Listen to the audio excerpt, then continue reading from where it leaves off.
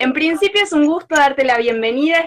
Recibí un montón de consultas de gente que quiere saber cosas tuyas y sobre todo en un momento muy particular porque ayer estuvo circulando un trabajo muy hermoso que hiciste en homenaje a los 57 años de Rayuela. Entonces estos días Culturarte te tuvo muy presente y nos viene bárbaro y nos encanta recibirte en las charlas de lunes, Miguel. Gracias. Estuve escuchando todos los programas, porque vos me mandaste los links y me los vi todos, así que acá estoy. Bueno, perfecto. Bueno, bienvenido entonces. Si querés, podés empezar a contarnos, después yo te voy a ir transmitiendo seguramente las consultas del público y tal, pero si querés empezamos desde lo actual y vamos haciendo una recapitulación de tu trabajo, pero contanos qué es esto de Ventanas Culturales que ayer tuvo tanto, compartimos tanto con respecto a Julio, los 57 años, y ese vínculo que tenemos entre Francia y Argentina, que lo estás llevando adelante hace un tiempo ya, y yo estuve viendo algunas de tus ventanas. ¿De qué se trata concretamente? Ventanas Culturales es un encargo que nace del Instituto Cultural Francés en la Argentina, que ya tiene 9 entregas. La de ayer, la de Cortázar, es la 9ª.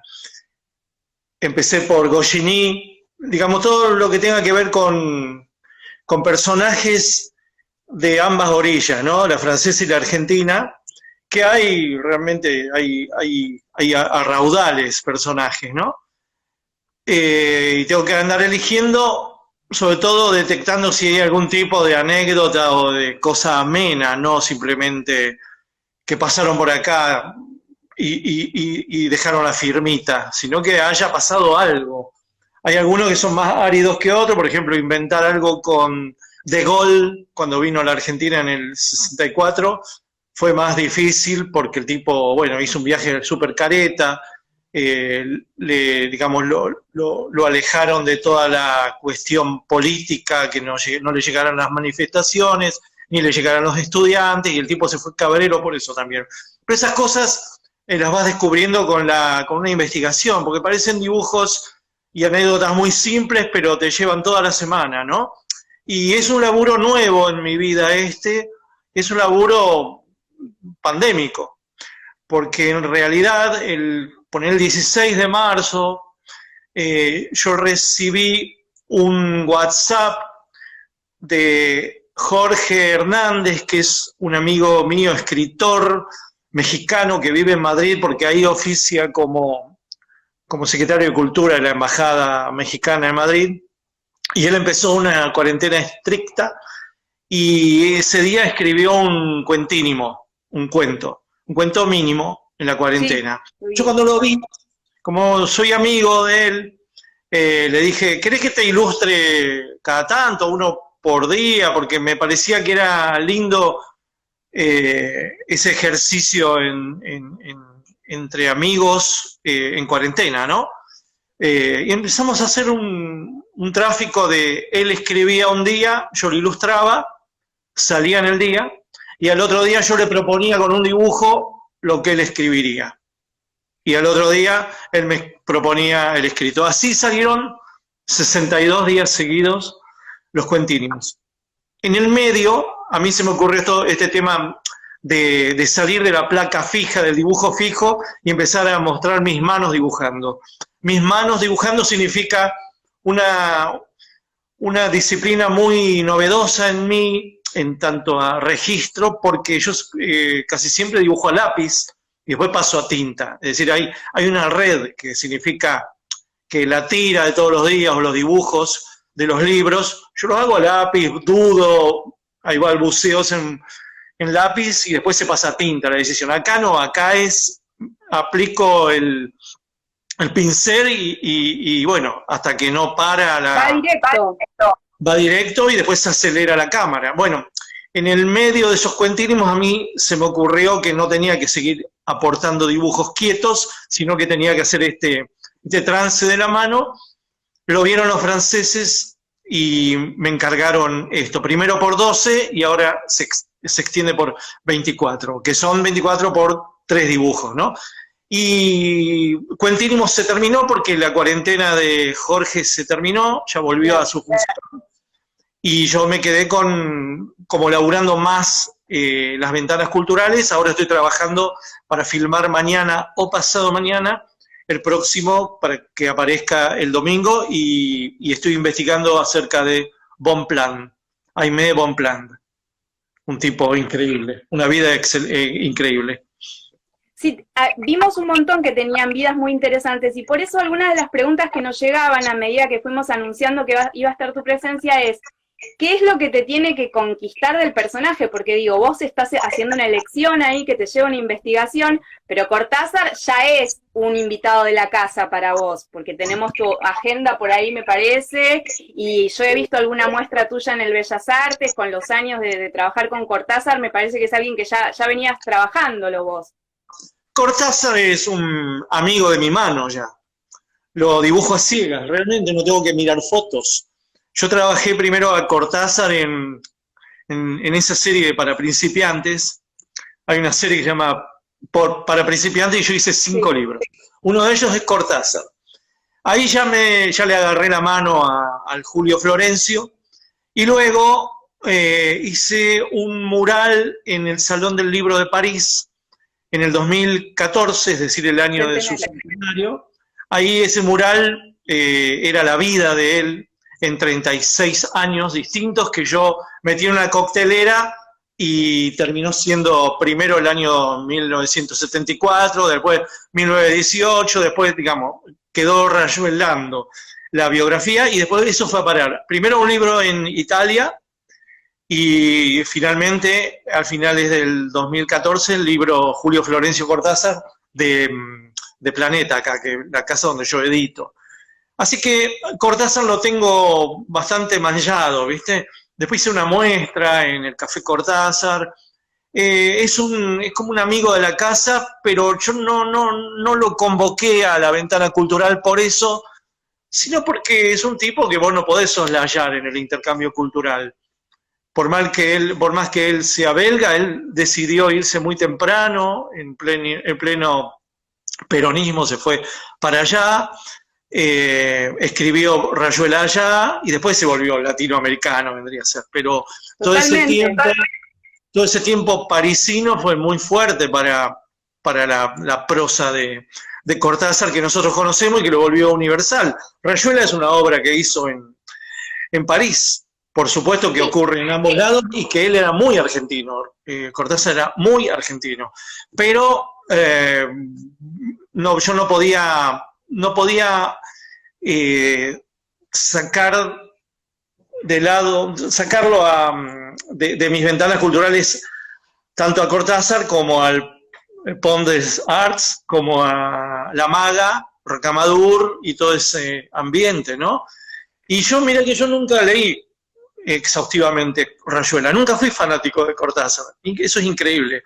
Yo me quedé en bestiario. Me quedé en bestiario. Yo soy más de otro tipo de literatura. De cuentos. Sí, a mí me gustaron los cuentos siempre, pero Cortázar tiene tal ausencia de maldad que a mí no termina de conmoverme. ¿Entendés? Porque Rayuela es verdad, es una obra de un buen tipo y donde no hay maldad. No hay maldad, sí. Es increíble, porque él es un juguetón. Cortázar es un gran juguetón.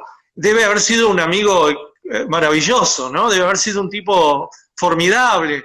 Pero bueno, por supuesto, todo chapó por su literatura, pero no forma parte de mis preferidos. Mis preferidos son otros y otras.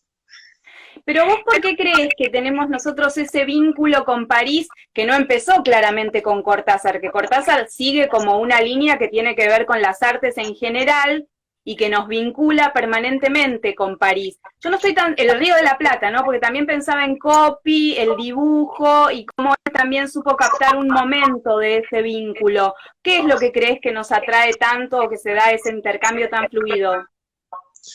Yo creo que ya viene de la generación de 1810, ¿no? De los jacobinos que admiraban la Revolución Francesa. Yo creo que ya viene de ahí. No te olvides que Moreno, Belgrano y Castelli son grandes admiradores de Rousseau y su banda, de contrato social, y creo que la cultura francesa siempre fue muy admirada, muy traída en los buques. Bueno, no solo la francesa, pero la francesa es como una isla, ¿no? Francia es como una isla, mucho más que Gran Bretaña, porque Gran Bretaña es una isla que conquistó muchos territorios. Estados Unidos es uno de los territorios conquistados por Estados Unidos, por Inglaterra. Entonces, se podría decir que es mucho lo que hay en la cultura occidental de lo anglosajón. En cambio, los franceses, hay algo ahí en los principios de nuestra patria, en la admiración de nuestros iluminados, ¿no? De los iluministas estos, de los ilustrados. La ilustración francesa acá creo que entró muy, muy temprano, caló hondo y también dividió bandos políticos, por supuesto, ¿no? Sí, porque pensaba que yo me refería a las artes, digo, vos tenés libros sobre las bellas artes y tal, y hay mucho que tiene que ver con Francia y con Italia, pero la música, el rock, tiene que ver con Inglaterra, es otro mambo completamente distinto. No, ahí Francia no moja, en música no moja, para nada, no. Es más, yo escucho un rock francés y cambio, no puedo soportar no puedo soportar el canto, la canción, el rock cantado para hablar de mi música de predilección, ¿no? Sí, sí. Pero no, pasa por la literatura, pasa por las bellas artes, más que nada. Y pasa seguramente por algún tipo de admiración por el Estado francés, ¿no? El Estado francés y su cuidado por la cultura, porque es como, realmente la cuidan mucho porque es como su pasaporte del mundial, ¿no? Ellos se retiraron de las colonias, dejaron ahí sus semillas culturales y cuidan que los ingleses no devasten para siempre esa lengua. Y realmente la literatura, el ensayo, la filosofía, la política francesa acá se admira mucho, por lo menos hay bandos que admiran mucho, y muchos siempre han tenido la fantasía de París o de Francia, ¿no? En ese sentido te iba a preguntar justamente, porque uno de nuestros ídolos mayores, que es Gardel, que el otro día hablábamos, nació en París, y vos también lo dibujaste, o sea, tenés como esta posibilidad de caracterizar a nuestros ídolos, y son personajes, algunos que vienen de origen humilde, también Evita, te vi dibujarla, entonces me preguntaba, en ese sentido, hay como dos reps que toman desde lo popular, los personajes y los barrios. ¿Cómo trabajás esas dos cuestiones? Gardel nació en Toulouse. Eso parece que es incuestionable, salvo por los uruguayos, pero bueno, eso siempre va a ser una disputa. Me parece que eso nunca se va a saldar. Los uruguayos nunca van a aceptar el tema de la partida de nacimiento. Va a quedar en ese híbrido, pero la verdad que no importa. Bueno, realmente Gardel, más que nada, es argentino, es porteño, ¿no? Es un producto del abasto y del tango de acá. El tema de los barrios. El tema de los barrios no me lo propuse. El tema de los barrios, cuando dibujé los 48 barrios de Buenos Aires, que terminaron en un libro, que terminaron en un corpus bastante conocido, fue realmente accidental. Un día yo andaba por la redacción de Página 12 y fui al suplemento Primer Plano que editaba, Metrópolis, era el suplemento, que era sobre la ciudad de Buenos Aires, un negocio que había hecho Página 12 con no sé qué intendencia, y ese suplemento lo dirigía Miguel Briante, un amigo, y la que se sentaba a cerrar las notas es otra amiga, que es Gabriela Esquivada. Entonces yo iba a la redacción, iba ahí, abría la puerta, molestaba, hacía boludeces, y un día era tipo enero, algo así, era ya verano, y Gabriela me dijo, ¿no me podés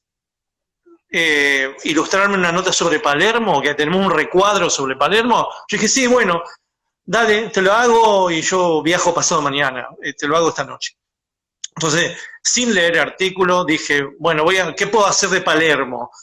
¿qué escena puedo hacer de Palermo que sea Palermo, ¿no? Entonces dije, no, yo voy a dibujar el barrio, visto desde arriba, sin investigar, simplemente dibujando lo que uno tiene en la memoria, ¿no? Y elegí verlo desde el sur a Palermo, es decir, verlo cerquita de Cabildo, es decir, uno toma decisiones así desde dónde ve, desde qué punto cardinal ve los barrios.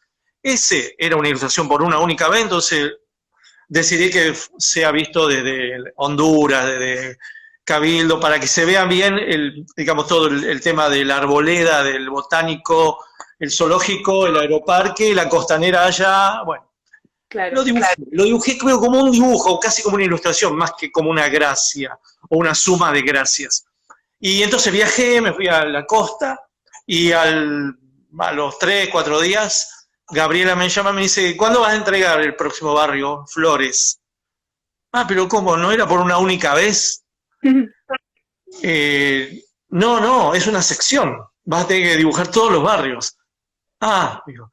Bueno, no sé si ella me había propuesto Flores u otro, pero yo le pedí, ahí negocié que, ya que estaba de vacaciones, dibujar un barrio que supiera yo de memoria. Porque yo no podía volver a investigar y todo el quilombo. Claro. Porque después de eso se tornó un laburo muy engorroso de tener que encontrar un chofer para que me lleve por todo el barrio. Yo primero delimitaba en la Filcar, delimitaba bien los límites, que son de varias hojas, agarraba, cruzaba así con virome, y ponía puntos atractivos donde tenía que pasar sí o sí, y si era un lugareño, me llevara a algún lugar que yo no había apuntado. Casi siempre me llevaba a mi viejo que era taxista. Entonces, claro. Yo creo que mucho de ese libro de los barrios es del hijo de un taxista, ¿no? Claro. Y así se fue haciendo.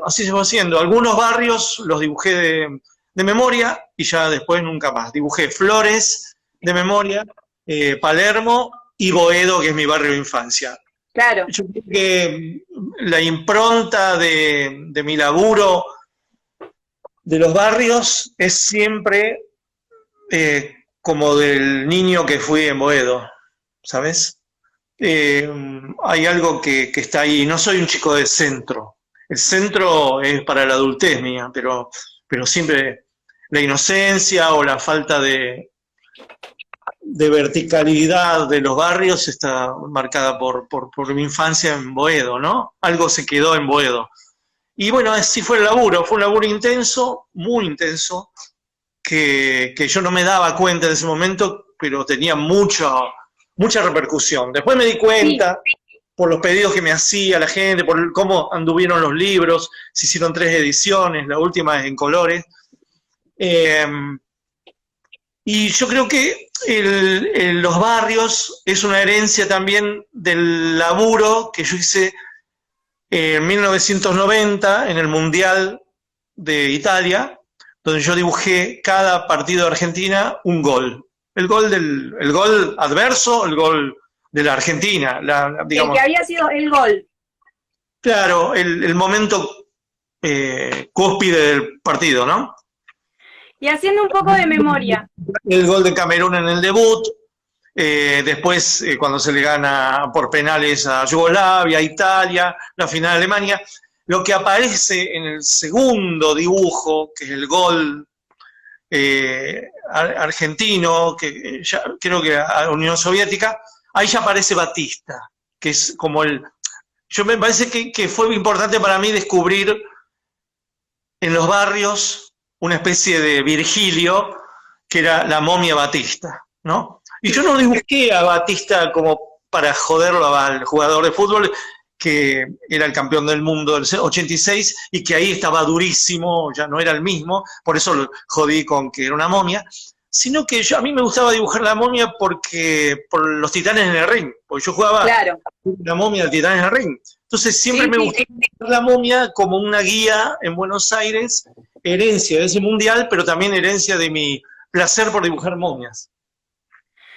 Con respecto a eso, íbamos entonces de los barrios hacia los personajes. De los personajes, mira, acá les voy a mostrar al público porque se van a dar cuenta que hay sonido. Mira lo que tengo acá que viene a visitarnos. ¿Cómo se llama? Entonces, Talita. Y entonces te preguntábamos con respecto a los personajes, porque bueno, habíamos hablado de Juli, que algunos los dibujás medio de memoria, pero esa cosa de captarlo, que es distinto a un barrio, ¿no? Porque vos tenés una idea general de memoria, pero el personaje lo tenés que estudiar más. ¿Cómo te metes en ese laburo? ¿Desde qué biografía? ¿Desde qué lugar? Yo, a mí me parece que si fuera una persona de teatro, yo sería actor y como que trabajaría muy, muy bien la actitud, la cosa actoral del personaje. Comprendería lo más que puedo, de una manera cubista el personaje. Entonces a mí lo que me pasa, y eso ya me apareció en la más temprana historieta que yo hice en la revista Humor Registrado, que se llamaba El recepcionista de arriba, donde la gente famosa se moría y ahí lo juzgaban si iba al paraíso, al purgatorio o al infierno. Entonces yo mataba a Hitchcock o mataba a John Lennon, que justo se había muerto, como yo. Claro, Así es. O mataba a Sábato, que no se había muerto, a Tita Merelo, a John Wayne, no sé. Y yo lo tenía que mover en toda la página. Y que no era un personaje mío, porque era un personaje ya concebido por la naturaleza. Ya tenía una personalidad, ¿viste? Mover toda la página a Nietzsche, mover toda una página a Chaplin o a Palito Ortega, todos los que movían eso, conllevaba no solo la síntesis de una caricatura de él, sino moverlo desde muchos lugares, desde saber cómo se lo dibuja de espaldas, cómo en cierto movimiento se le desplaza la cabellera, y también la personalidad, también la psicología. En el caso de Nietzsche, que no sé por qué cuerno a los 19 hice la vida de Nietzsche, yo no había leído, excepto el Anticristo, no había leído nada. Entonces agarré la colección esa, Los Hombres, una colección que fue muy conocida. Entonces me leí toda la biografía y completé con alguna cosa más, qué sé yo.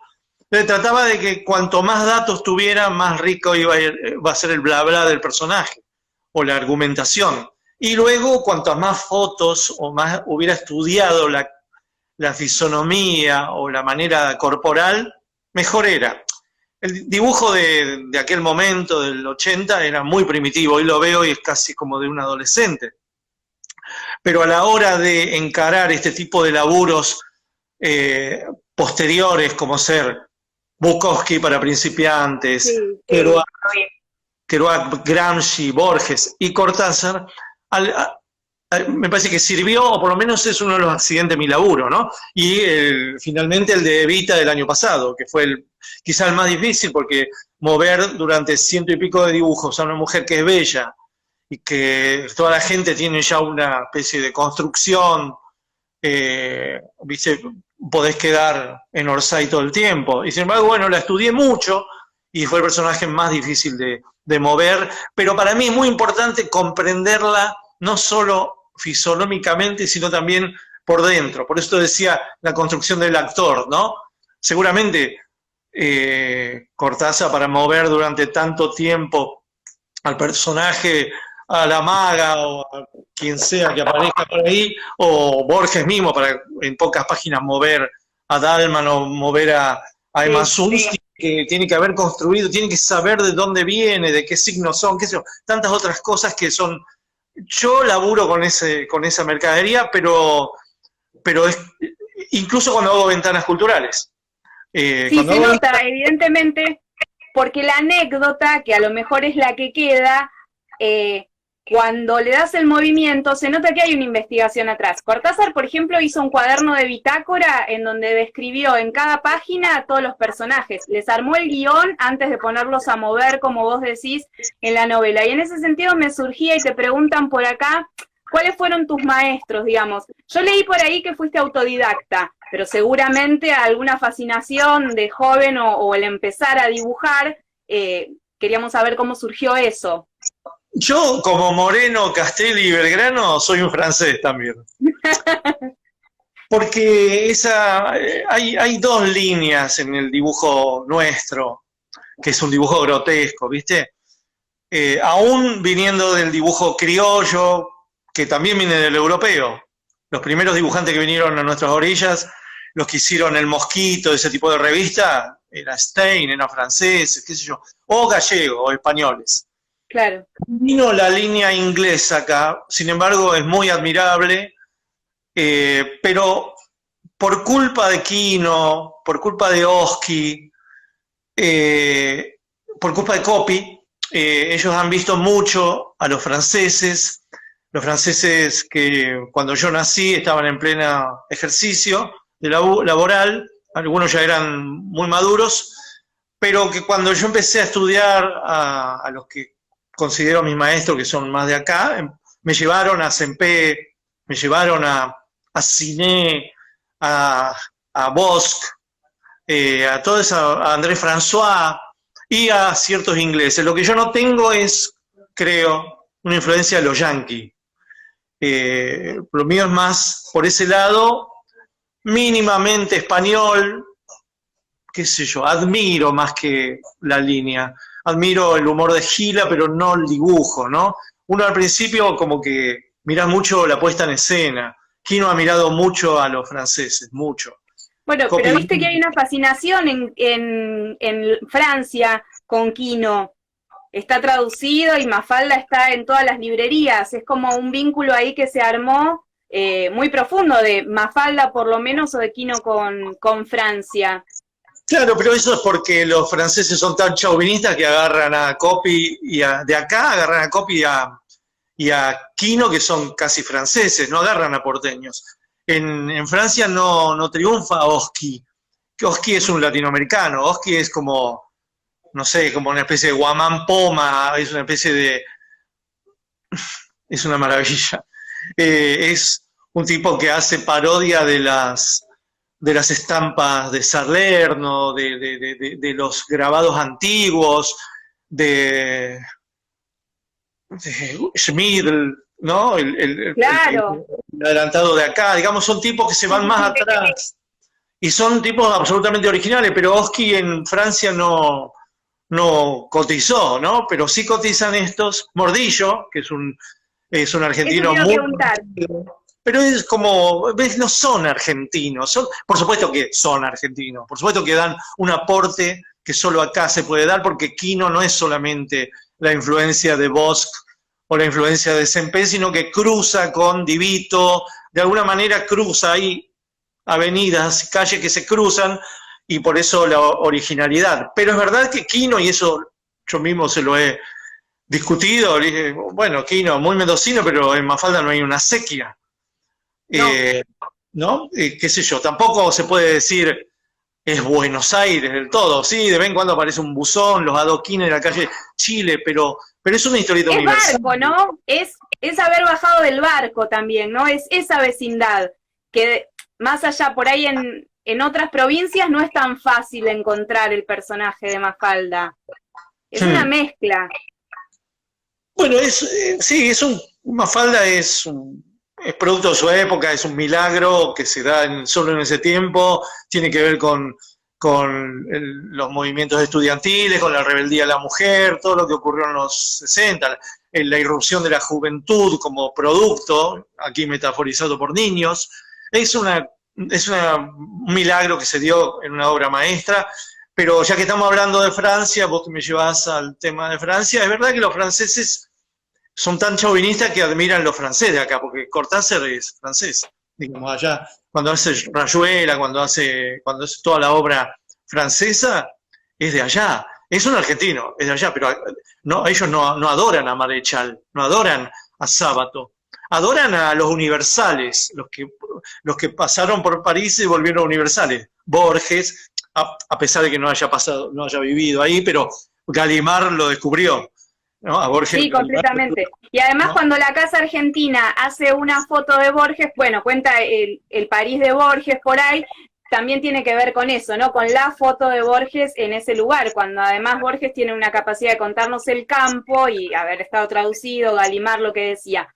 Con respecto, volviendo a las artes y al dibujo, nosotros por ahí no tenemos tanta experiencia como en la literatura, como en las artes plásticas, la historieta y el dibujo por ahí a veces quedan un poco relegados, y a pesar de que las generaciones más jóvenes siempre los toman, ¿vos qué visión tenés con respecto a eso? ¿Por qué crees que no son, digamos, de las artes del mainstream? Más allá de que salen tiras diarias, ¿no?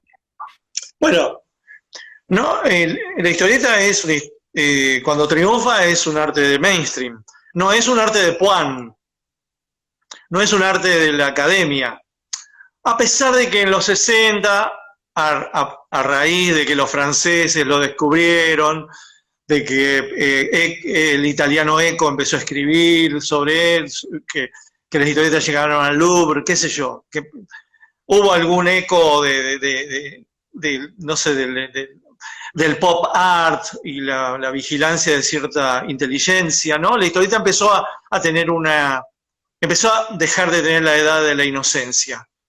Y se embarcó en una historieta de autor y un endiosamiento de la historieta de autor que trajo maravillas a la historieta, sobre todo en los años 60 y 70, mermando en los 80 y definitivamente muriendo en los 90 y después. Pero la historieta de autor, de la cual podríamos hablar maravillas de Muñoz y Zampayo, Prat. Oesterheld. Sí, pero Oesterheld es más, tiene que ver con la edad de la inocencia, porque es la producción de Oesterheld del 57 al 61, se asocia a dibujantes maravillosos que triunfaron después en la historieta de autor, como Breccia y como Prat, pero fíjate que el triunfo del Eternauta es un triunfo local, muy posterior, pasaron muchos años, y es una historieta que volvieron a endiosar o a encumbrar los adultos que fueron niños leyendo el Eternauta en el año 57 al 60, ¿entendés? Así que la historieta dejó de ser inocente y pasó a ser de autor, de trámites bastante complejos. Breccia no era un autor, Alberto Breccia no era precisamente un autor para todos los gustos, se volvió un expresionista, casi un plástico. Sí. La cosa se complejizó, pero el mercado lo puso nuevamente en el camino, ¿no? En el camino previo que se había hecho con una gran industria, una gran producción, pero porque el papel lo necesitaba, digamos, el papel y la falta de pantallas en las casas durante los primeros 40 o 50 años del mundo, se necesitaba de las historietas, pero es verdad que la historieta era un consumo que no pasaba a los 18 años, qué sé yo, no superaba el Bat Mitzvah. Entonces eso, claro, medio que quedó como que la historieta es una lectura infantil, tanto que yo conozco algunos lectores que no leyeron historietas de chico, entonces nunca pudieron leer historietas de grande, no entendieron de chicos ese me subo a la bicicleta y me tropiezo, pero después aprendo y ya está, ya es un código que aprendí de niño y puedo leerlo forever. Hay lectores para toda la vida de la historieta, pero es verdad que la historieta tiene un trámite, es literatura dibujada, es verdad. Prat decía, esto es literatura dibujada, pero es verdad que la mala historieta hizo que redundara el dibujo con respecto a las letritas y viceversa, que hubiera mucha redundancia y eso le quitó mucho valor. Yo creo que la historieta universal, si la ponemos en una balanza, ha producido un 85% de buenas cosas y luego basura. Pero es como la literatura. Sí.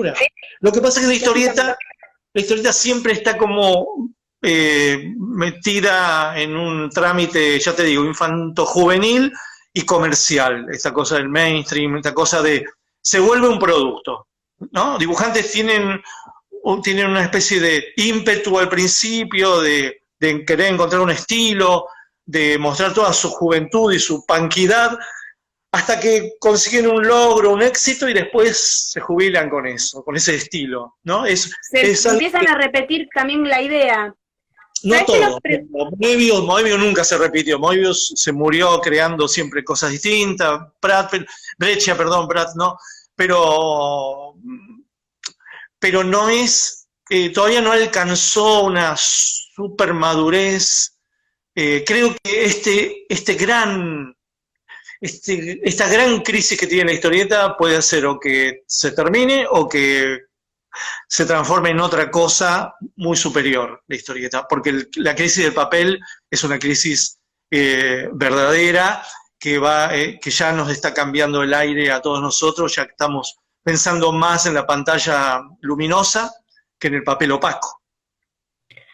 En ese sentido, te íbamos a preguntar, porque nos preguntan por dónde empezar historietas si soy adulto. Bueno, de pasado hay un montón, pero digo, ¿qué es lo que nos podemos empezar a encontrar ahora? Algo distinto, algo que por ahí no esté como en los anaqueles ya consagrados. ¿Qué nos recomendás? Es re difícil para mí. Por supuesto que no, nada infantil, ¿no? Yo como me enamoré de la historieta, me enamoré por Don Nicola, por el conventillo de Don Nicola, por Afanancio, por Piantadino, por Capicúa, por Patoruzú, por García Ferré. No me enamoré sí. por cierta adultez de Satiricón o de Quino. Eso vino después. Después ya no podés, hoy agarro y cada vez que agarro una de esas historietas la huelo la pequeña Lulú para que me lleve a ese aroma prustiano, ¿no? Pero no sé qué recomendar que no sea esta mal llamada novelas gráficas, que ahora, viste, los libreros han inventado, primero los editores han inventado una cosa que viene del complejo de la historieta, el complejo del cómic y del tebeo, como lo llamaban antes, y ahora ponen novela gráfica, algo que es una novela gráfica. Ni siquiera es la pureza de la historieta, esto que te decía, la pureza de la historieta es algunas páginas del Corto Maltés, muchas páginas de Tintín, claro, viste, esas que vos ves un texto que te dice una cosa y el dibujo que complementa o viceversa. El dibujo solo vale por sí, es como el buen cine, ¿viste? El buen cine no tiene un off permanente, ¿entendés? El buen cine lo ves en un cine, no tenía auricular en el avión, cuando se usaba el avión. Entonces ves la película y la entendés, es visual. Bueno, la historieta si no es visual, si no te cuenta, si no tiene secuencia, si tiene un dibujo que te esté contando una historia, una cosa narrativa, no creo que enamore.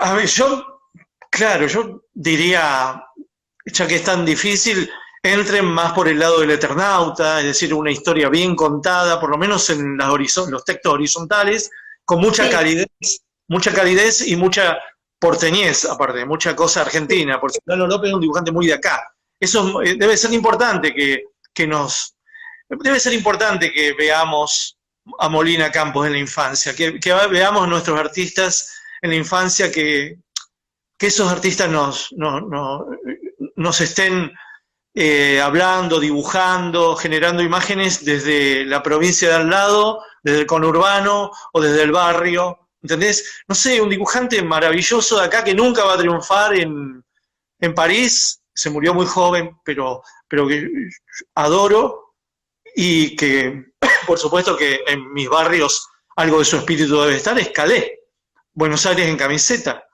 Eso es una maravilla, pero no es historieta, eso es humor gráfico, que es distinto a lo que estamos hablando, porque historieta vendría a ser, más que nada, la narración en cuadritos de una historia. Puede ser aventura. Claro, la viñeta es un cuadro.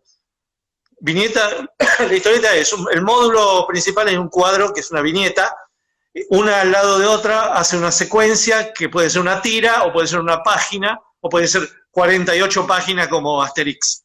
¿Entendés? Pero la viñeta una viñeta sola no hace una historieta.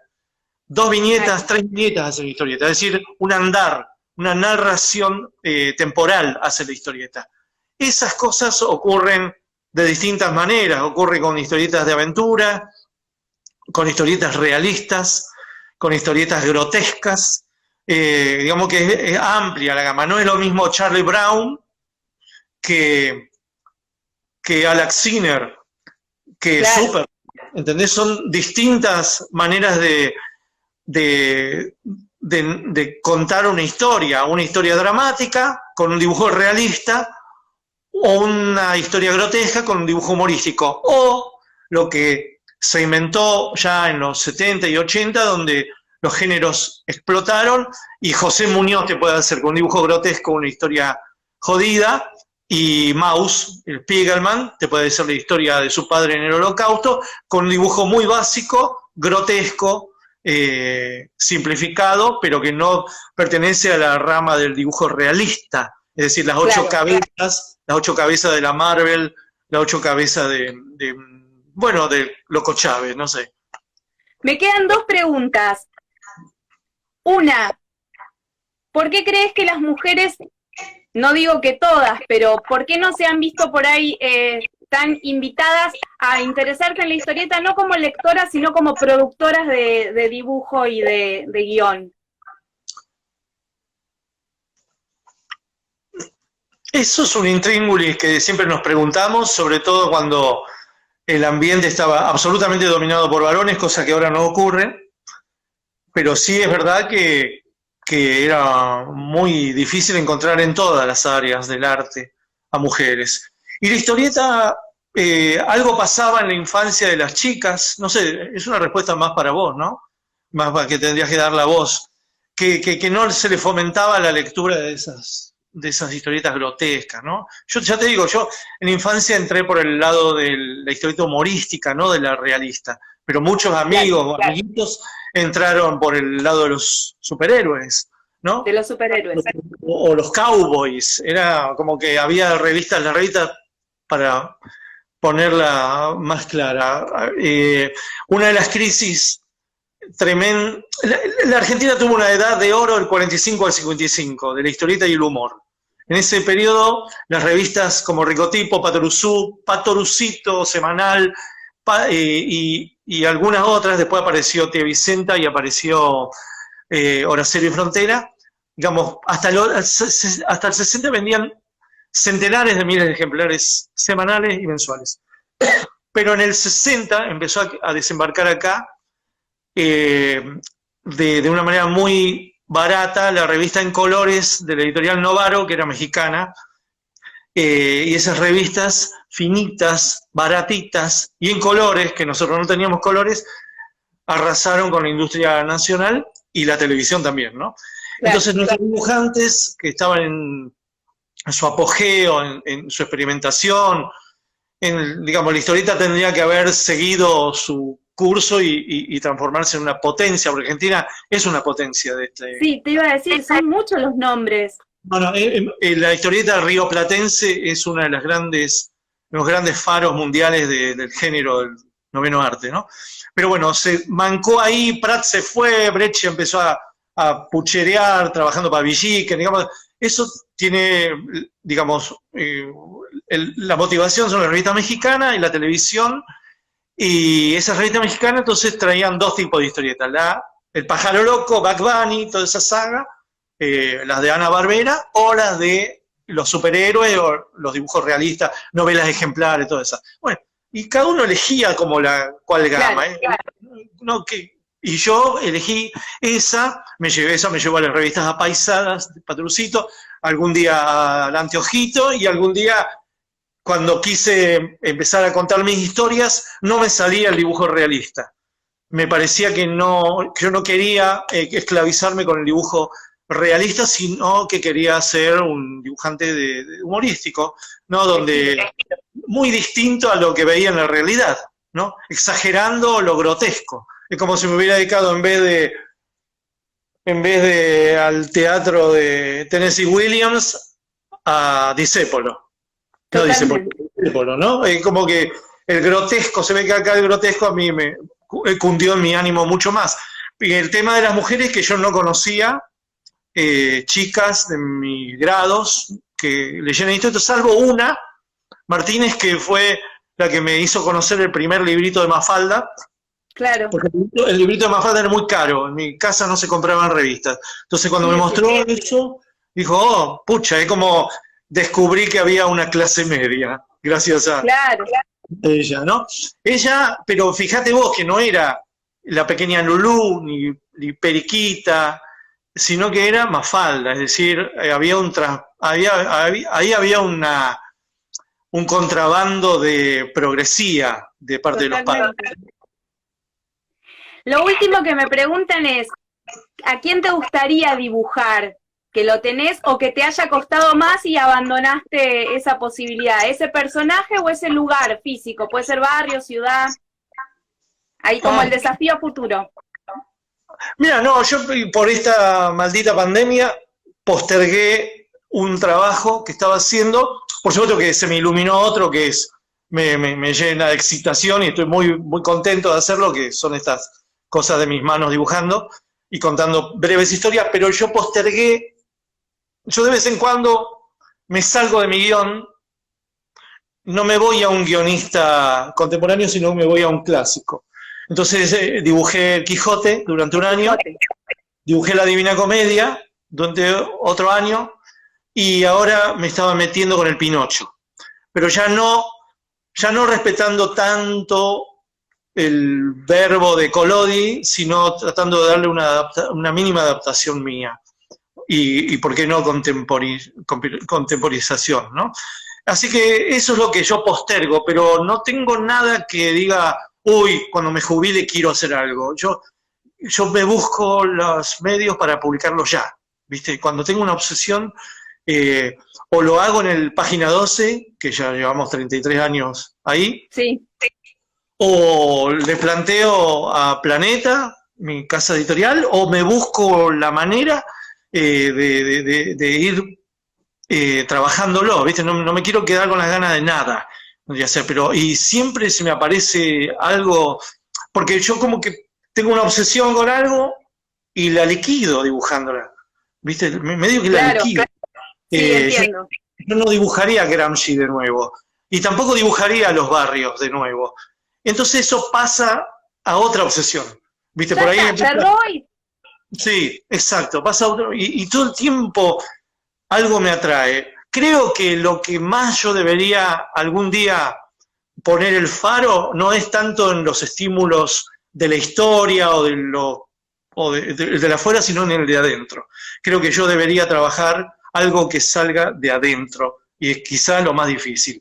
Sin caer en esta pelotudez de los dibujantes que hacen las boludeces que le pasan todos los días y no les pasa nada, no tienen una vida interesante ni nada. No, algo mucho más profundo que la vida de todos los días o la petiza vida que uno tiene. Algo un poquito una más. Una búsqueda. Algo mejor que la realidad o algo mejor que el narcisismo, demostrar que uno ha tenido un par de, no sé, esas historias de las novelas ilustradas que hay ahora, viste, que le pasó una cosa y se pasa 200 páginas diciendo lo que le pasó. No es precisamente Maus, donde es un reportaje al padre y es una maravilla, ¿no? Eso vendría a ser una cosa muy interesante. No sé, lo último, está posible. Ya nos tenemos que ir, pero cierro con una pregunta del público también, que es, si vos, Miguel, te tuvieras que identificar con un personaje de historieta, ¿cuál serías? ¿Lo pensaste? No. No. Soy único. Bueno, ahí está, entonces ese es el desafío a futuro, que te puedas dibujar vos. Pues todos somos únicos, todos somos distintos, y por eso dibujo al niño azul, porque el niño azul es la metáfora de que todos somos distintos, todos somos azules. Muchísimas gracias, ha sido un placer, un montón de gente está muy agradecida, te mandan besos, abrazos y brindis. Así que lo vamos a dejar colgado acá en Culturarte, esta entrevista, para que la gente la vea, y nuevamente te agradecemos muchísimo. Un placer. Gracias, besos a todos. Un abrazo. Gracias.